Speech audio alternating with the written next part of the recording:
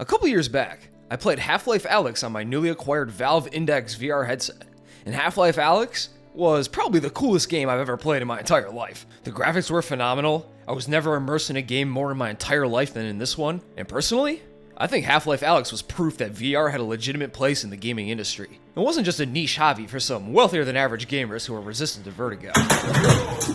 And it was able to deliver a truly unique and incredible experience that you could only get in VR. But after Half-Life Alyx came out, there hadn't really been a major VR release that could even sniff the success and acclaim that Alyx did. But with the recent release of Metro Awakening VR, I think I found a game that comes incredibly close to that bar Half-Life Alyx set, and it managed to really recapture that incredible experience within the Metro universe. Well, mostly. Metro Awakening is a prequel to the entire Metro series, taking place about 5 years before the events of Metro 2033, mostly taking place in the year 2028. And in a series first, we don't play as our favorite silent, stone-faced protagonist Artyom. Instead, we play as my personal favorite Metro character, the strange, yet incredibly helpful Metro mystic, none other than our guy Khan. My name is Khan. The ghost-seeing, pipe-whispering, soul-tracing, magical teleporting Metro Riverman, whose help and spiritual knowledge saved Artyom's skin more than a couple times, and Artyom himself would be nowhere without this magic man's help. But the Khan we know him as in 2033 is yet to awaken, you see. And for now, we only know him as a man named Serdar, a humble Metro doctor and a very different man from the Khan we know and love. In fact, he's so grounded and logically minded, his buddy Max jokingly calls him Mr. Rational, and he scoffs at the idea of ghosts, ghasts, geists, ghouls, poltergeists, and other such revenants even existing. And as a VR game, the name of the game here is to strike that careful balance between realism through your repeated manual actions and ease-of-use video game mechanics. You want your VR game to be immersive, yet not tedious, and if you have to perform the same repetitive manual actions over and over and over again, the players get fed up pretty quickly, and the game starts becoming more of a chore and an annoyance than anything. And Metro Awakening, for the most part, is pretty intuitive with its interactions and mechanics, and I think it strikes a great balance between immersive realism and simplification through the gameplay. Serdar has 2 floating hands, and it feels very similar to Half-Life Alyx, especially with his left watch hand. It reminds me a lot of the health hand in Alyx. Serdar ends up with 5 weapons throughout the game: the pistol, Kalashnikov, Helsing crossbow, Shambler shotgun, and a bone-covered cultist blowgun that's way stronger than you think it would be. 2 modest blow dart attacks to the stomach can obliterate even the chunkiest Nasalas. And the AK and pistol are pretty basic for VR guns. Reload by inserting a fresh magazine into the gun and pulling the slide to chamber it, and ra-ta-ta, you're golden. The Helsing and Shambler are much more interesting to reload and use, however, as the Helsing uses a rotating chamber that you have to pop out, insert your bolts into, and use a little side wrist flick to load it back into place, and then pull back on the lever like you're trying to shred a cartoonishly long piece of paper. And it was always a satisfying feeling to retrieve an arrow out of a corpse or a wall, and then slide those arrows back into place. And the chamber itself is weighted, so inserting an arrow will cause it to spin down towards the ground. And it's a small little detail overall, but it's really awesome for immersion. And the Shambler is probably my favorite shotgun in any VR game I've played, and this thing was my stick of choice in the game once I got it. Being able to barrel stuff into Solace who got too freaky on my rail car was an amazing feeling. And the Shambler itself has a rotating chamber, like a shotgun revolver if you will, and you have to insert the shells in a radial manner, and then give the chamber a nice crank to load it up. And the blowgun is the simplest of them all. Just load a dart, hold the pipe up to your face like a real blow darter would, and then pull the trigger to let her rip. And all the guns work and shoot great, and those classic glowing Metro sights letting you know exactly where to aim. Although, disappointingly, besides being able to equip a silenced pistol, there are no attachments available for any of the guns, which is a shame, because even a scope or maybe a laser would go a long way in making your guns feel more effective and unique, especially since attachments for weapons were a pretty big feature of the gunplay of previous games, and were integral to making your guns stronger and more useful. But you're condemned to the iron sights dimension for this journey, unfortunately. And to whip out your pieces, you need to either grab at your right waist for your pistol, or grab over your right shoulder to pull out your non-pistol guns. And to put the items away, just let go. And your currently held item will vanish like that rare Battlefield magic trick reload animation. So there's no need to worry about trying to holster your weapon in an intense firefight, only for you to completely whiff the holster hitbox and drop your weapon to the ground like a moron, and make the fight even more of a complete clusterfuck. But it's a bit weird how the weapon choosing system is integrated, and the game doesn't explain it all too well. To change your long weapon, you have to grab over your right shoulder with your left hand only, Doing this will summon your gun sack, where you can then pick the weapon you want, which will then be equipped to your right shoulder. And you can't use your right hand for this process, as that's your gun summoning hand. It's a bit confusing to start, but it works just fine once you know what to do. But ideally, it would just be best to put the guns on the back of your inventory backpack, so everything is in one convenient spot. Also, you can come across cleaner / different looking versions of the weapons you currently have. And if you want to ditch your current rusty pistol for a nice silvery one that's got some sick engravings, you have to pull out your equipped pistol, grab the gun you actually want, then put it in the right side holster, and then you can drop your old pistol. And don't forget to take the ammo out when you go. And this took me way too long to figure out. It's not exactly the most intuitive thing in the world. Baby. Anyway, what about the meds? I want the engraved She one. has them on her. Nothing. No haloperidol or anything else for that matter. Shit. Also, just like in the original games, you can scavenge ammo out of enemy guns, but the VR layer of interaction makes these simple Metro tasks so much more interesting and fun. After killing an enemy, you can just force pull his weapon to you, take out the clip, feed it to your stomach, and then clear the chamber for fun. And then maybe keep the weapon if you like how it looks. And I've never felt more like a serious scavenger until now. And cycling out shells of an enemy shambler, and then taking the shells for yourself is so damn cool to do. And being able to now manually do all the actions RTO did at a button's press was one of my favorite parts of the entire game as a Metro appreciator. Physically cranking the hand generator to activate switch boxes in your flashlight had me soy facing a little bit. Same with manually putting on a gas mask and manually inserting the filters. And having your watch always at a physical glance on your left hand was very helpful.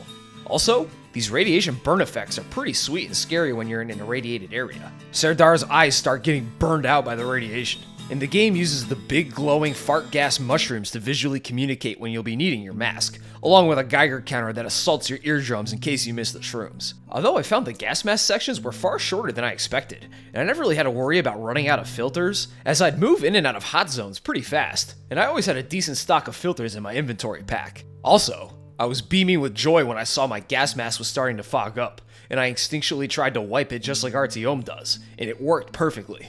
And I thought that was a great little moment for me. You can also flick your head-mounted flashlight on and off by holding your hand up to your face and hitting the trigger, which took me a little while to figure out just the right spot to flick it, as I thought you had to put your hand near your forehead or above your headset to be able to flick your headlamp. But it seems you need to click about right where your headset is located, which led to me slapping myself on the headset a few times. The flashlight also needs to be re-cranked to keep its light strong, and I was pulling that sucker out often to make sure my flashlight was topped off with some beam shots, because this game is dark. And not that video game darkness where it's just dim, or it looks like it has a filter on it. No, this is ink black pitch darkness, the type of darkness that stares back into you, and you can't see shit without a light, which I'll talk more about later. But this game's darkness level was giving me some serious heebie-jeebies, so I made sure I was as bright as possible at all times. But besides that, the inventory system has been transformed into Khan's inventory backpack, which you grab by grabbing over your left shoulder. This pack holds everything you need that isn't a lead spitter: your filters, grenades, gas mask, how much ammo of each type you have, and of course, the classic bullet lighter, which is so sweet to grab a hold of and then burn webs in VR with. But if Khan has the exact same lighter that Artyom has, it makes Artyom's feel a little less unique. It's a bit of a double-edged sword with this one. And finally, when you need to heal, just grab with your left hand, and you'll summon this injector gun doohickey that takes vials of a mysterious medicine you have to load and then inject into your hand or body. And it seems that Khan doesn't fuck with those Soviet needles in a stylish plastic case medkits, which I think would have been a cool VR item. Like, you flick open the container, grab one of the needles, and then jab yourself quickly to heal. But the medicine gun works just fine too. And all of these interactions, outside of the strange way that you swap weapons, all feels very intuitive, and once you're comfortable with the controls, you'll be real efficient in no time. And the heat of the moment actions like grabbing a new magazine are just done by grabbing at your stomachular region, and you'll summon a new mag to your hand right away. Just be sure that you're in the chest region, too close to your left side, and you'll summon the medicine gun. And it's not breaking any new ground in VR interactions and mechanics, but I still found it to be well implemented with only a few stumbles. And doing all the classic Metro actions was a big part of the game's enjoyment for me. And on top of that, shooting mutants and humans is just a pretty fun time overall.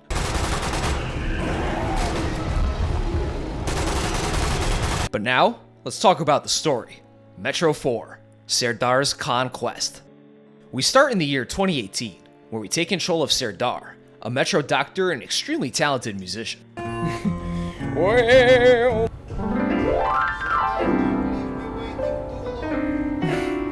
We wake up in our apartment, and we follow our station guard friend Evgeny here, trying and failing to give him the middle finger. Metro Awakening doesn't support Valve Index Flip the Bird technology. Literally unplayable garbage. But from Evgeny, we learn that recent mutant attacks have the whole station on edge, and we sit down to discuss these threats while sharing some drinks around the fire with our other chum, Sergey. Yes. Yes! Listen to me, huh? You're not a bad guy, but you keep to your smokes. Even talking here to get me a drink and stuff. I do a bit, man. But while we chat, those previously mentioned mutants start attacking the station, and we have to man this mounted machine gun and shoot off a familiar gang squad of attacking Nosales. And then we have to run through the station, grab an explosive, and then plant it at the entrance to stop the bleed of mutants from entering the station. But it's not enough, and we have to flee as the station is overrun with the damn things, and we seal the door on our doomed station, leaving Evgeny and Sergey to their fates. And we then cut to 10 years later, and hear Khan monologuing while in a tunnel full of sacrificial murders. Unlike RTO, Khan is not a silent protagonist, and we speak from his point of view throughout the entire game. We avoid the darkness because it hides things that may be too horrible for us even to imagine. It's the unspeakable that scares us.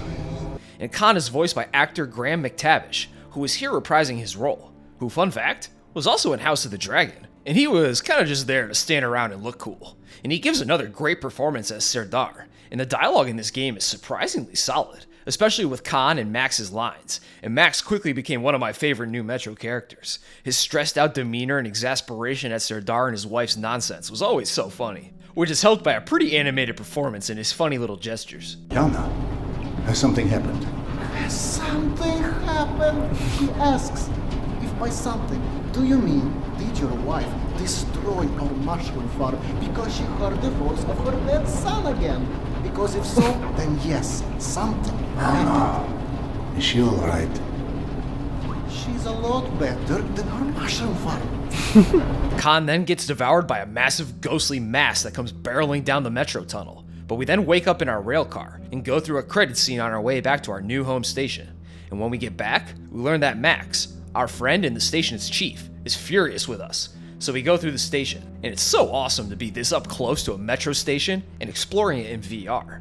And we soon run into Max, who is at his wit's end with us, because Serdar's wife Yana smashed up the station's mushroom farm in a frenzy, after claiming to have heard the voice of her dead son Petya calling out to her from the beyond. And everyone, including Serdar, believes she's just got some strong-ass schizophrenia and maybe some PTSD. So we close up some steam valves and we find Yana, who tells us that she stopped taking her antipsychotic medication, and she claims that she could even speak to Petya now. But there's one problem. Petya has been dead for 15 years, so she's either hallucinating or has run into an honest-to-God ghost, and Serdar don't believe in no ghosts. So this causes significant strain on his relationship with Yana, who wants nothing more than to see her son again. So we close the valves and return to our boyfriend Max in his office, and we tell Max about how Yana ran out of meds and is now seeing spirits of her dead son. And Max tells us that a stalker he knows, Nata, trades with the medicine, but she's a week late on her shipment, and Serdar, worried about his wife's condition, offers to go find the meds and Nata's caravan, despite the dangers that may be lurking.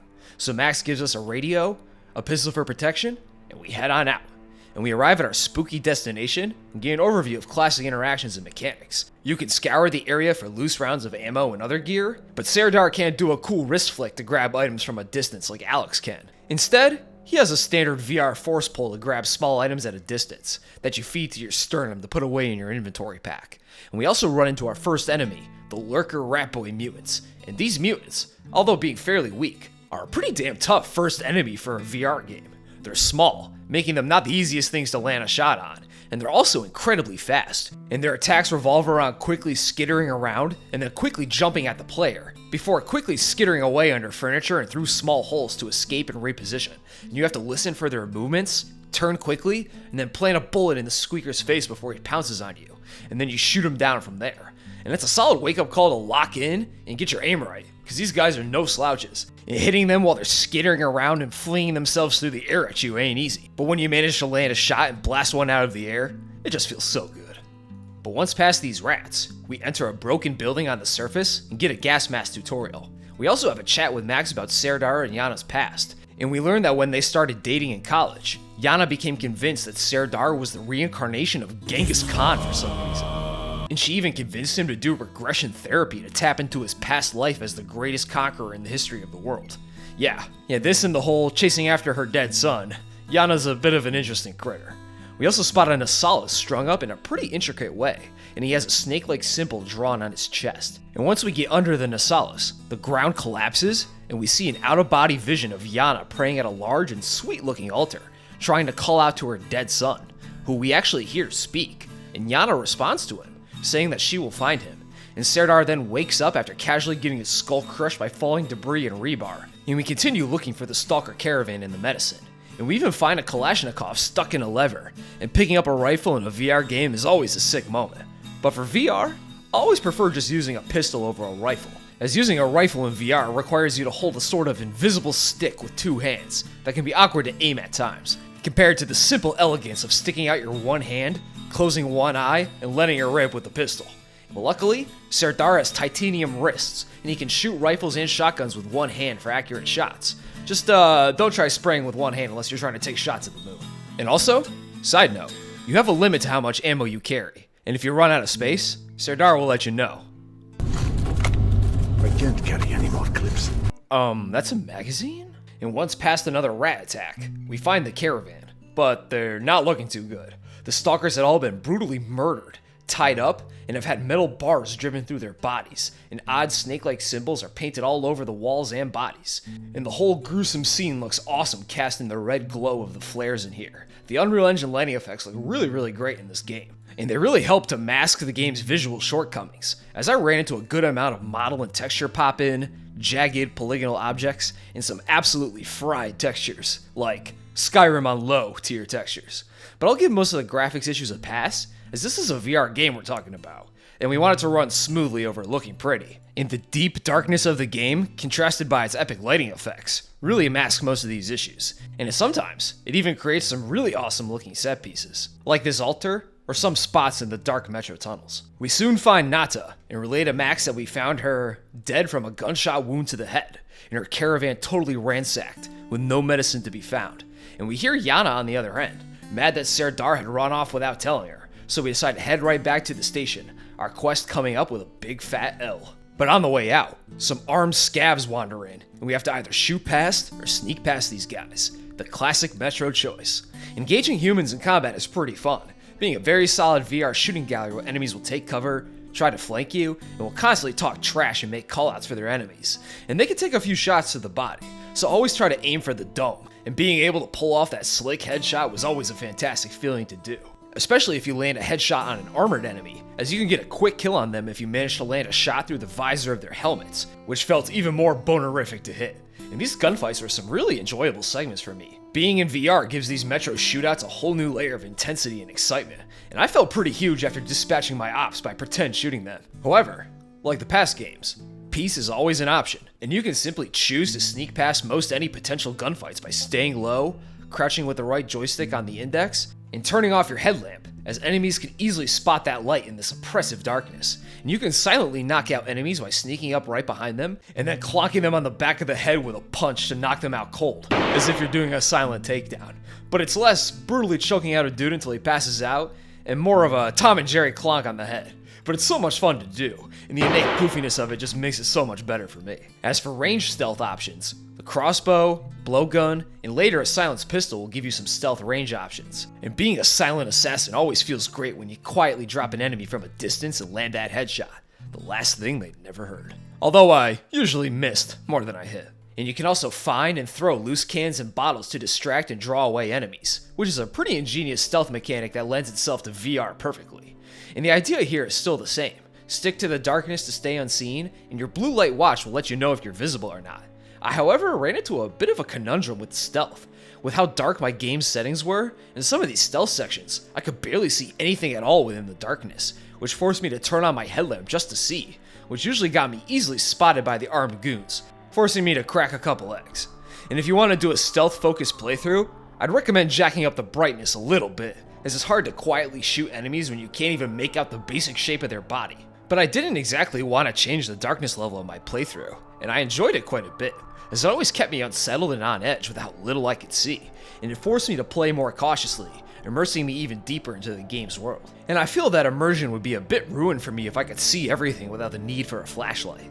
Also, it's really no big deal to fuck up a stealth section and have to go loud, as you won't need to worry about them moral points, as it seems the system has been completely removed from this game, and the devs didn't even bother to implement it. So kill if you feel like it, and the game won't punish you with a bad ending for it. Sweet. But once these goons are dispatched, we power up our trusty railcar and head home, and I ran into this crusty ass spot where I kept getting killed from behind while standing on the railcar. As if you missed just one enemy with the mounted machine gun, which is very easy to do, I'll add. He'll just shoot you as you drive away, killing you. But luckily, the game bailed me out here, as I missed an enemy and he shot me in the back and killed me, but it loaded me at the end of the railcar ride anyway, loading me forward ahead in time. Maybe it was the ghost or something. But anyway, back at the station, we catch back up with Max, but Yana is gone, and she had escaped through a barrier in the station heading towards the station where Petya died, and now is currently alone in a dark and dangerous metro tunnel infested with mutants and other various thugs and smugglers.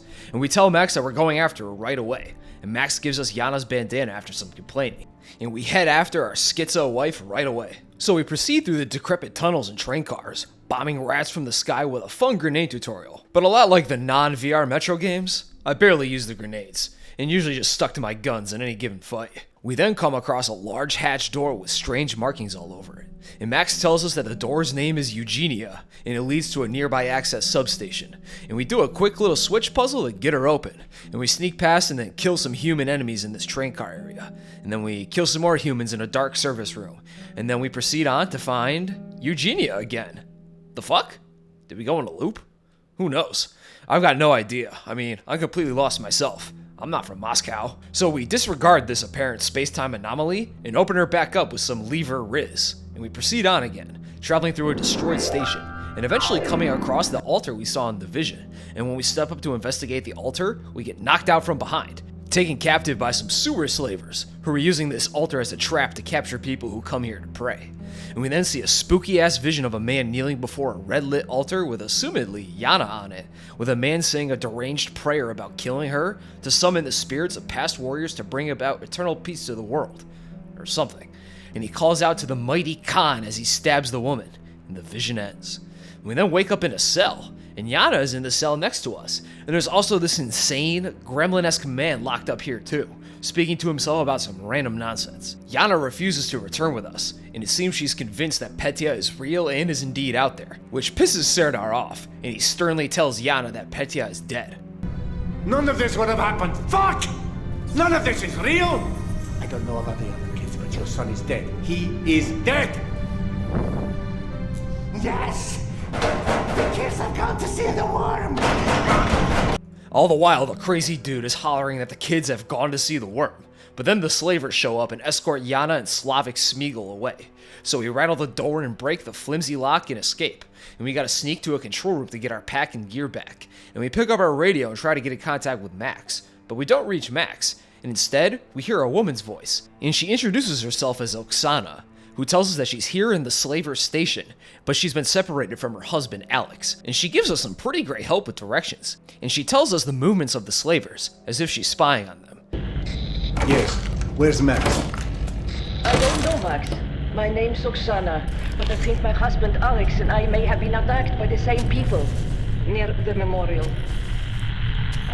And we soon escape the camp, and on the way out, we try to ask Oksana where she is, as it seems that she should still be in the station. But when asked, Oksana seems to get confused, not really knowing where she seems to be, and she brushes it off and tells us to go find Alex and Yana instead of her. Well, okay, lady, your choice. So we kill some more slavers, then we run into Russian Golem from the cells behind a destroyed doorway, who can't stop repeating, The worm. and he mentions a place called Hell's Mouth, where the worm seems to reside. And Serdar is getting real tired of all the superstition, ghosts, weird shit, and magical worms. And we then catch up to the slavers' transport train, but the slaves aren't very happy to see me. But once we make our way around the slave train to free them, we find that the slaves are completely missing, and the cages are empty. What the hell?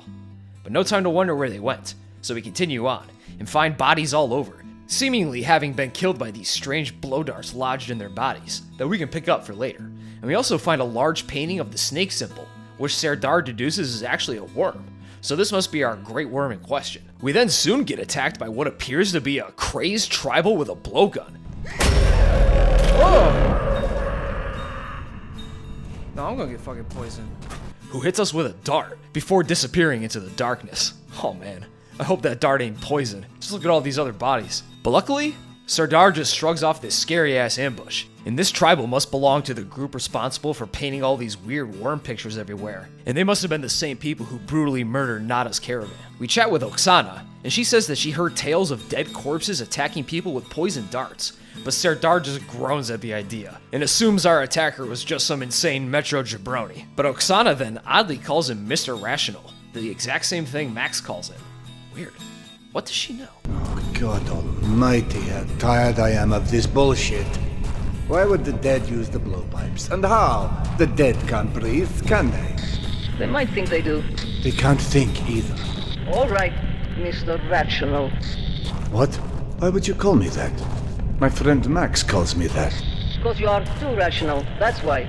We then come across a crashed metro train, and we hear voices coming from inside the train, and it seems that people are trapped inside, and are calling out to us, asking Serdar to free them, seeming so happy that we arrived when we did. So we oblige, get the power back on, and access the train full of trapped people, only to find that the train is full of long rotted corpses and skeletons, and these people have probably been dead for at least a decade. So unless we're currently in the throes of a schizophrenic meltdown, we're definitely seeing and hearing some ghosts. And this part reminds me a lot of Artyom and Pavel's Ghost Plane Crash Geek session. Oh man, we got the same schizophrenia as Yana. We might be cooked. Serdar himself is now just completely baffled at what he's experiencing, but we still have to press on. The wife is still missing. You're not saying I was hallucinating, are you? Did you have any of those pills to ease your wife's condition? Because you might use a couple. Oh, fuck off! And Oksana then tells us that the slavers are gathering reinforcements, so they may still have Yana close by. And we reach their depot, and we have to move a large suspended bridge, which sets off a loud-ass alarm and kicks off a huge firefight with the slavers. And this fight was tough, but a lot of fun. There are enemies above and below you, giving the fight layers of verticality to it.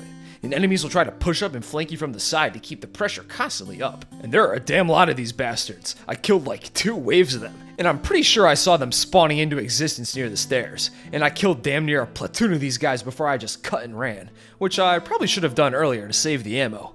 But I just love murder. I couldn't resist. But once past this depot, we find Yana again, caged up, who is the opposite of happy to see me, even though I've been busting my ass just to get to her. And she wants us to leave, cause she sure as shit isn't. And she's determined to travel to the Hell's Mouth and to find her son, even if that means she'll be brutally murdered via a knife through the heart in a sacrificial ritual. And she even pushes us off the train to get us to stop following her. But a shove off a moving train won't stop a wife guy, and we're set into another sacrificial vision. But before the Skella priest stabs Yana, a man dressed as Genghis Khan appears and takes a knife from the priest and stabs her herself, as voices call out for Khan to help them. And we wake up in a tunnel, and Khan tells Oksana that he's freaking out, and that his Genghis Khan visions and all the crazy shit that's happening to him are shaking his beliefs to the very core, and he's desperately trying to rationalize it all. But no matter, we must continue. We must help wife. Oksana, I feel something is very wrong with me. I'm seeing things, hearing things. We then soon run into some Nosalis, the second mutant type in this game, and in previous games, the Nosalis were less scary mutant and more like vermin to me, and these roided up naked mole rats could be effective only in gang squads, and you could gun enough down throughout the original games to have Artyom feed off nothing but Nosalis flank for a decade. But now, I have to apologize to these freaks, as I wasn't familiar with their aura in game. This is a whole new world in VR, and those pesky haymaker-throwing pink mutants are now imposing, human-sized mole rats that look like they could crush you with just one arm swing, and they're now properly intimidating, and are resistant everywhere but their soft pink underbelly, which will force you to wait for them to expose that tummy before you take the shot, and it's hard to stay completely calm when this fucking thing is squaring up to you. And I think it's great, and I thought it was super fun and satisfying to blast these guys to pieces. The massive size of these damn mutants really lets you unload into them. Next, we then gotta get on our rail car to do a little something I like to call Nosalis cart, where we have to mount the turret and shoot down the pursuing tunnel Nosalises, who strike a pretty scary figure, as you can only see their orange glowing eyes in the darkness of the tunnel rushing after you, and you can only see them once they're real close. And if they get too close, they'll hop on the cart and start swinging at you, and these guys get uncomfortably close to you. Please die. And it's a pretty sweet segment. The action is extremely tense because you don't want these moles anywhere near you, and it feels almost like some kind of amusement park ride. It's pretty sweet. And we hop off and chat with Oksana, who's been acting extra weird, because when we asked her to give us a tarot reading, as she's something of a psychic, you see, she suddenly became distressed and says that she couldn't find the cards or anything, and that she's feeling trapped. My tarot cards. How come? I cannot touch them. They are... Where are they? You can't touch them? No! I can't find anything, Sedan. I feel like I'm not going to ever find anything. I feel trapped. She also tells Serdar a story about how she got lost on the way to Exhibition Station, but woke up safe near another station, where she then met a man who said that voices in the metro's pipes had led her there safely, which just makes Serdar groan again, as we're still resisting the crazy phenomena that's occurring, as Serdar gets more and more desperate trying to explain what he's experiencing. But we then get past another squad of slaver thugs, and we hop on a rail car for another Nosalis cart section, which is the same as before, but this time a Nosalis almost gets our goat, but the rail car crashes, and when we come to, the Nosalis who was all up in our grill fell on a metal spike and died. Sweet. And we then gotta make our way through a spider-infested maintenance hall, and the Spiders of Awakening are the third and final mutant, and the most different from their earlier game counterparts. They're no longer armored and are much smaller, and light doesn't do much to them. And I thought I could fend off these spiders by constantly cranking my portable generator like I'm cranking my hog, while staring at the spiders to give them beam shots to ward them off. But no dice. You have to shoot them dead to proceed. Now, when the game started, the only content warning given was for arachnophobia, which seemed odd to me, as the Metro spiders are certainly freaky, but nothing worth a content warning. That was, until I actually encountered them. And then I understood. These devs get downright diabolical with these spiders. When you're in a spider-infested area, when you go to grab your pack or weapons, you may just come back with a small mutant spider on your hand that you have to smash off. And when the bigger spiders attack, they lunge right at your face and actually attach and crawl around your head and face, attacking you right in the mug and turning off your flashlight. And you have to grab and physically rip the spider off your head and then blast it with a gun. And now, I don't fear spiders, but if you do, these parts may be literally unplayable for you, and I love it. But these guys are so easy to miss, it could be a tad frustrating when you whiff a shot on them. We then stumble into this room that looks so cozy, it almost seems completely out of place. We then proceed into the hallways beyond, only to soon end right back up in the cozy room. The fuck? Try again, end up back in the room. What in the Alan Wake bullshit? This is the labyrinth, and as the name suggests, it's a total maze, looping back to the start if you get lost. To proceed, we have to listen to the pipes, and follow the pipes giving off ghostly sounds, and taking down any spiders that we come across. And as we follow the pipe voices, we start hearing distant screams of anguish and loud mutant noises, and our flashlight starts flickering and barely giving off enough light as we go deeper. And me realizing that the flashlight couldn't be powered back up had me looking like this under that damn valve index while traversing this all-surrounding darkness. And I was cursing the devs in this moment, as I was only hearing horrific screams and Serdar's panicked breathing, while being barely able to see anything at all, even running into those shadowy ghosts from the tunnels in 2033. And my ass is clenched with the force of an alligator bite. Goddamn. Ah, ghosts! Ghosts! Ah! There's ghosts, it's scary. Focus on your... But we have no choice but to proceed on and to brave the darkness and to continue following the pipes, hoping a ghost doesn't drag me into the shadow hell limb dimension from Last Light. But if we keep following the pipes and we stay brave, we eventually exit into a metro tunnel, finally free from the ghost maze. And I really like this part of the game. The mind-bending loops of the maze really disorient you, and the oppressive darkness and ghostly wails have me pretty freaked out. And those bastard devs crippling your flashlight's power just made it even more freakier and more intense. And the need to follow the ghostly voice of the pipes to find our way out is a pretty cool idea, and it naturally shows us how Khan got his ability to listen and guide himself with the pipes, that he then shows Artyom in 2033. And it also mirrors Serdar coming around on the idea of accepting the Metro ghosts as being real, in his awakening, if you will, on how to commune with, help, and in turn, be helped by the Metro spirits. And we then continue on and run into Sergei and Evgeny, the two guys we were chopping it up with in our old station before it was overrun by Nosalis 10 years ago. I'm pretty sure these guys should be dead. murdered by Nassal's gang squad and all. Nope, here they are, alive and well, and acting pretty nonchalant about running into Serdar after 10 years of no show. And these guys seem to be some sort of ghostly manifestation. They wear the same clothes that they did on the day of the attack, and they seem to not care about anything around them, just casually bantering about philosophy, and Sergei even says that, quote, life is overrated. But we help these guys make a delicious pot of fart shroom stew, and Serdar rants to his potentially dead friends that he's losing his damn mind, and that nothing makes sense anymore, and we're seeing and speaking to ghosts, and Serdar keeps teleporting all around the metro with no explanation. I've experienced things. The only explanation that doesn't sound completely irrational is that I've gone literally insane. But then we hear loud Nassalis noises nearby, and the fellows ask Serdar to go kill them for him, and they say that the Nassalis weren't fully destroyed when we blew up and sealed the station.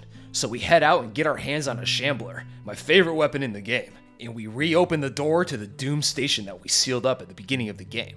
But something's off. The station isn't as collapsed as it should be, and we gotta scrap with a gang squad of Nassalis, who don't feel as scary anymore with the shambler in hand. We then see the ghosts of fallen station defenders appear, and the whole screen turns gray and shakes with ghostly screams, wails, and bangs before calming down. And after it stops, we're then met by a ghost.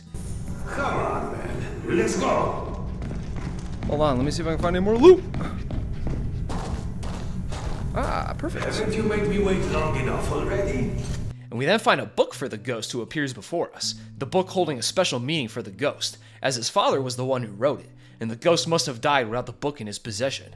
And the ghost, happy at his afterlife reading material being returned to him, seems to be finally put to rest, and he vanishes. And then Sergei appears from behind a door, and Serdar reveals to him that he's had a sort of premonition of the station being destroyed by mutants, only 3 days before the attack happened.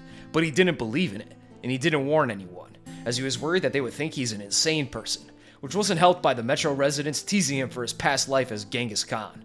So this whole station we're in may be a sort of manifestation of Serdar's guilt, and not trusting his instinct and warning of the mutant attack that ultimately doomed the station. So we talk again to Evgeny, where we tell him about our disturbing visions of Genghis Khan sacrificing a woman, and Sergei quotes a passage claiming that Genghis Khan was shaped most by the abduction of his wife, as the Khan had won his first of many battles getting his wife Borda back, heavily mirroring Serdar's current wife quest. So the two guys decide maybe Serdar should do another round of Genghis Khan hypnosis to see if it can reveal anything, and they pass him a cup of mystery liquid. And hell, why not? We're casually talking with some ghosts and the physical manifestation of our past guilt, so let's see if we can learn anything new. Gorka. After drinking the mystery liquid, we enter a floating orb, and we wake up in a strange, warped dream tunnel that's full of floating furniture and Jesus teddy bears. We then enter a door which loads us into what appears to be the yurt of Genghis Khan, which is full of bones and bodies. And a disembodied voice tells us that our wife is doomed to die, and she will be sacrificed so that old warriors may return, somehow. And we see Petya's ghost fleeing the yurt, and we follow Yana's disembodied voice. And it seems we can finally meet and speak to our lost dead son like Yana could. And we follow him through this spooky ass station into the ritual room, where that damn bone priest shows up again and taunts us. And then Yana walks up, and we see her ghost form, and then that huge mass of spirits flies into us again, ending the vision. But we now know where to find Yana, by finding Petya's ghost, who can lead us to her, using his ghost soul tracing or something. I assume it's the same ability Khan used to pinpoint and save RTO from the staring contest Sasquatches back in the library. And when we wake up, we're in a completely different location, and we reestablish contact with Oksana, and Serdar now knows what's happening. He reveals that he knows that Oksana and Alex have been dead this whole time. Oksana remaining a ghost, looking for Alex, and she has been following Serdar from the shadows this whole time. And that's why she couldn't tell us where she was when we asked her, despite the fact that she should be very close by, as she relayed to us what the slavers were doing and saying not too far away from us. But Serdar, now finally wisening up to the existence of the ghosts, and knowing better how to interact with them, is now more accepting of his radio-based, otherworldly, shadowy spirit friend Oksana. Because you can't touch anything, right? I'm real, Serdar. I still don't understand where I am. There's darkness, and it's my talking mind. And there's you. You're trapped. And if this is what it's like for him, I must find Petya. We then come up on a station and see scattered dead worm cultists, and have to dodge that massive ghostly mass that comes barreling down the tunnel. And we then gotta dodge ghosts and get through this damn station.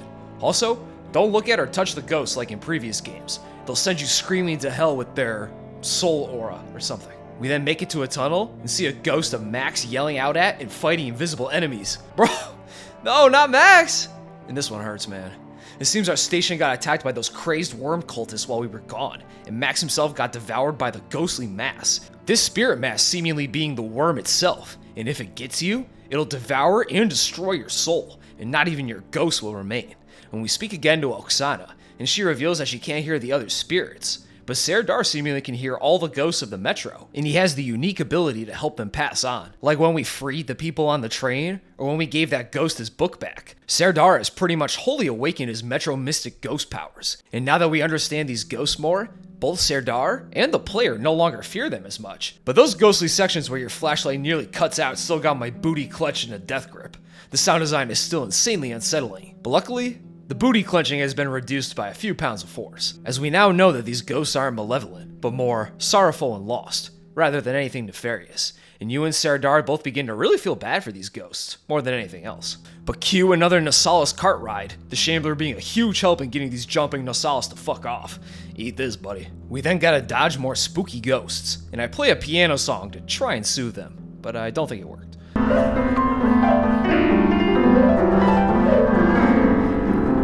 And we then make it back to the shrine area, and we find Alex's spirit, and Oksana's ghost and his finally reunite, as we led her back to him, and they embrace. And Oksana says that a train is coming for them. The great metro in the sky awaits, and they need to catch their eternal ride, finally being able to pass on from this world. And it's a very sweet and genuinely heartwarming moment, and it shows us how to best deal with these ghosts of the metro, by helping them settle their business, and letting them pass on peacefully into that eternal metro ride, which Serdar is now uniquely empowered to do. What now? Our train is coming. A train? The train that takes us further. A train? How is it possible? A train to where? And we then end up in the labyrinth again, and we again follow the ghostly pipes to find Petya, and after another scary vision, we find Petya's shade, holding Yana's bandana that he swiped from us, and we introduce ourselves. Despite being Serdar's wife's child, Serdar never actually knew Petya, as Yana and him got separated when the war broke out, and only reunited many years later, long after Petya had died. And Petya tells us that he went looking for his mother after they had gotten separated, but was attacked by what he calls dogs, which were actually Nasalis lying in wait to ambush him, and that's how he ended up in his shadow form here, still looking for his mother. So we follow Petya and bond with the boy by talking with him, and we then have to lead him through the Nasalis-infested halls, lighting torches for him so he can see and follow us, and I avenge Petya by making Swiss cheese out of these Nasalis thugs. That's for my spooky ghost son, bitch. Cue yet another round of Nasalis cart. The devs must be really proud of their Nasalis jump attack animations or something. This is like the 4th railcar fight so far, and it's the same as the ones before. Getting a little rote here, guys. But once that's done, we dismount and do some sneaking through this pitch black corridor and kill some straggler humans, and we lead Petya through corpse and spider infested hallways, dodging more killer ghosts, and we have to kill about 25 lurkers in a room to proceed. We then continue on this slightly too dragged out area. This Petya escort section probably could have been trimmed a little bit, and Petya gets freaked out by the ghostly mass barreling down the tunnels, but Petya overcomes his fear of the mass and senses Yana nearby. So we head out together and do one last round in a Nasalis cart for shits and giggles, which is not as exciting on the 5th go around. And we finally arrive at this sweet looking ornate station, which is filled with snowdrift from the frozen hell surface. And we speak with Petya again, who still has Yana's bandana, which she used on Petya as a baby. And we learn that the bandana was a gift so Serdar could find Petya, as the bandana was what led Petya to reveal himself to us. And although Petya never met Serdar, he knew about him from his stories from Yana, but she never referred to him as Serdar, but referred to him as Genghis Khan. So Serdar goes along with the bit. Are you going to stay with us? I might. If you don't mind, of course. I don't. It's kinda cool to live with Genghis Khan. So I will call you by your real name. Okay, you won. Khan it is. And lets Petya call him Khan, finally accepting his new name. And then Petya tells us that Yana is right behind this door, so we open it and take a Silent Hill-esque descent down a long and scary staircase, and we end up in the Worm Cultist Station, which is completely cast in a spooky red glow from all the flares, which again looks nice and hellish thanks to these lighting effects. And we get to take down those freak-ass cultists. Turning their blowguns against them is a great time. And once past all these freaks and geeks, we get clonked out from behind and wake up in a cage where we see Yana about to get sacrificed by the skull priest we saw in all those visions. The priest reveals that the Great Worm had chosen Yana, but the real purpose of her sacrifice was to facilitate the return of Khan, Genghis Khan, and the priest guts Yana. But then, the room shakes with ghostly wails, which causes us to fall out of our cage. I heard what you seek. And who would that be?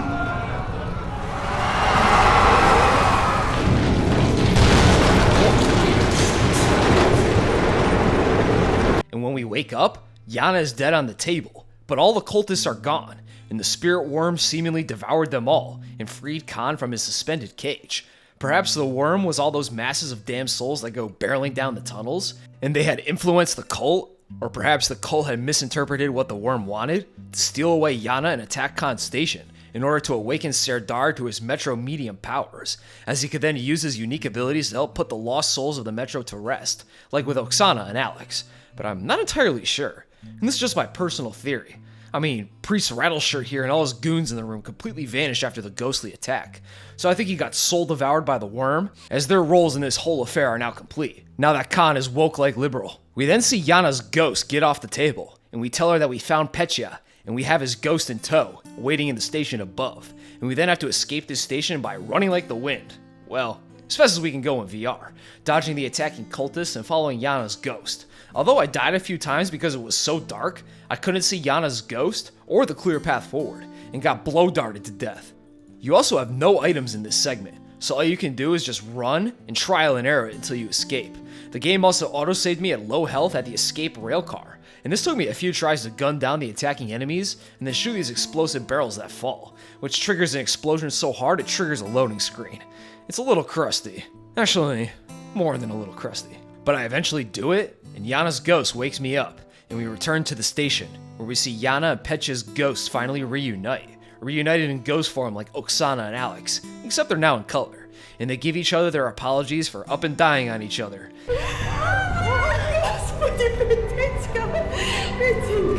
I'm here. Mama's finally here. If you want to get lost, just don't do it alone. I know. And we hear the metro train to the great beyond coming. Yana and Petya go to board this soul train, and Yana says that they'll wait for Khan, and that they'll be reunited after Khan's work is done, as he still has a pretty big role to play in the future of the Metro. He needs to help a guy with a psychic alien salamander problem in about 5 years, and then he needs to show him a magical river. It's all very important stuff, you gotta understand. And the train leaves, and we finally set our wife and estranged son's souls to rest, and I give him a wave goodbye, and we see Khan, all alone in the station, who then dons Yana's bandana around his head, finally becoming the Khan we know and love. His awakening complete, and he walks off to go prepare to pop out of a vent and rescue one Artyom Middlenamovich Chornage in his time of need, and chat with some pipes for a while, I'm sure. And with that, we completed Metro Awakening. And overall, this was a really enjoyable experience for me, and Awakening is more than a worthy addition to the Metro series. Metro's gameplay and mechanics all lend themselves really well to VR, and I got lots of enjoyment out of manually doing the things Artyom does the entire series. And the combat here is intense and fun to shoot or sneak through, although maybe turn the brightness up a tad on a stealth playthrough. It's a bit hard to navigate stealthily through pitch blackness, and the story here is pretty great too. I was always a fan of Khan's character, and learning about his past and how he obtained his odd Metro ghost powers was a really interesting experience, and helps make his later actions make a lot more sense, as you now know how the man himself does it. And it's helped by some great voice work and a surprisingly touching story about humanity, family, the nature of the human soul, and how love can still prevail even in such a shitty and brutal existence like this in the Metro. And that despite all the deep darkness, the light is still there, just hiding. It's all very sweet, despite the horrors we went through to get here, and it's definitely not a perfect experience throughout. Some fried textures and some late detail pop-ins can pull you out of the experience a bit, but the lighting effects really do a great job at keeping the overall game looking pretty good, all things considered. And some of the locations like the shrine and some destroyed metro terminals really look great. And the game also does start to drag its feet towards the end, throwing you into extra human and mutant encounters, without introducing much in the way of new weapons or items to use and play around with. And you're constantly backtracking and going through the same areas you've been. And I think we could have done just fine without 5 rounds of Nasalis cart while barreling down the tracks to God knows where. And I gave up on trying to figure out exactly where I was in the metro real quick. And that exciting segment loses its spectacle around the 3rd or 4th time around. But besides these pacing issues, and some bugs like my ass getting lit up by one enemy I missed with my turret, and having to get loaded into the future to escape, this was still a really great game, and it really recaptured that awesome experience I got when playing Half-Life Alyx. And this game not may reach the same heights as that game did, but I find it still comes pretty damn close, and it stands on its own 2 legs not only as a great VR game, but just as a great Metro game period. And it gives you plenty to see and do for a modest price of $40, minus the $1,000 overhead to get a VR headset. Oh, well done, Vertigo Studios. 8 out of 10. And that's all I got for you today. Exodus is next, and it's soon. I promise. I love you all. Goodbye.